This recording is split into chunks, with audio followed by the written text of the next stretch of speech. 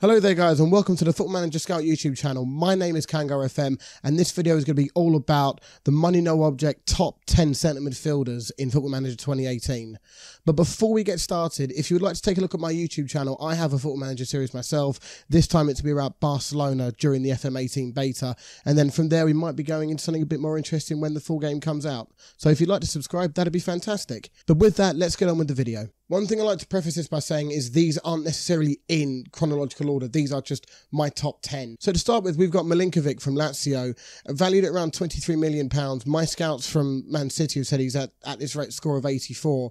His cost is quite low as well, so he is actually achievable. But as a centre midfielder, as a box-to-box level centre midfielder, he is pretty much the best you can get for that sort of money. I mean, his strength is fantastic. He's tall, he's strong, he's quick as well. Not only that, his most important attributes, decision making, determination, off the ball, all sort of really quite high up. His passing is decent as well, and he doesn't stop running. So that is the sort of player that I would like for my team. And as I said, his estimated cost is around 25 to 34 million. So definitely one that's obtainable. Next, we've got one I'm sure you've all heard of, David Silva, currently playing for Man City as an advanced playmaker. This guy on the ball is unbelievable. First touch, passing, technique, vision, all 19s, decisions and composure 17. Just so good on the ball. Can play that killer pass. As a trait, he tries to kill a ball often and he moves into the channels. So he's definitely sort of a versatile advanced playmaker and can sit a bit deeper. Okay, so next we've got Marco Verratti, Italian 24-year-old playing for PSG. Estimated cost around 75 to 102 million. Pretty high wage demands, but that's besides the point. We're talking more about stats. So first touch of 17, passing of 18 and technique of 18 for technical. Just very solid for an advanced playmaker. His mental skills are great as well, his stats rather. Got very high composure and decision making for sort of 17 and 16s. His teamwork is great as well, so he loves to pass the ball around.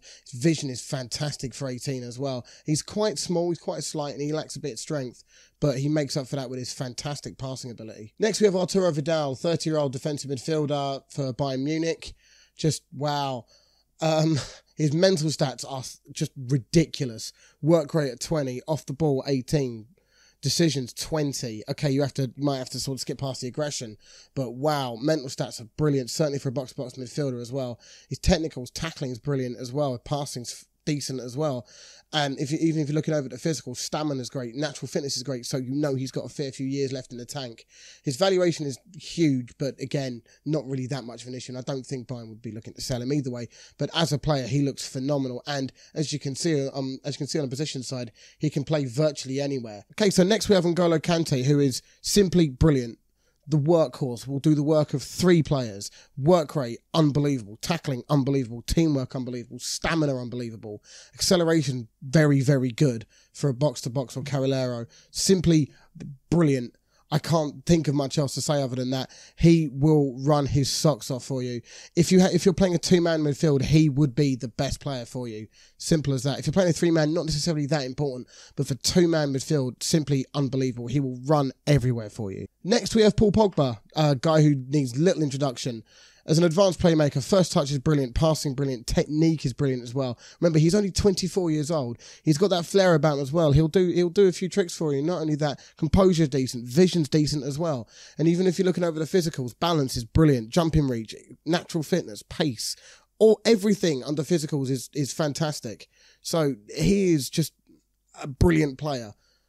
You wouldn't be able to get him, but he's a brilliant player. Next, we have Kevin De Bruyne, who's in this game as a deep line playmaker or an advanced playmaker, as sort of natural in the middle. That's sort of what Pep Guardiola's got him playing now. If you're looking at the advanced playmakers sort of key stats, first touch, passing, technique under technicals are brilliant as well.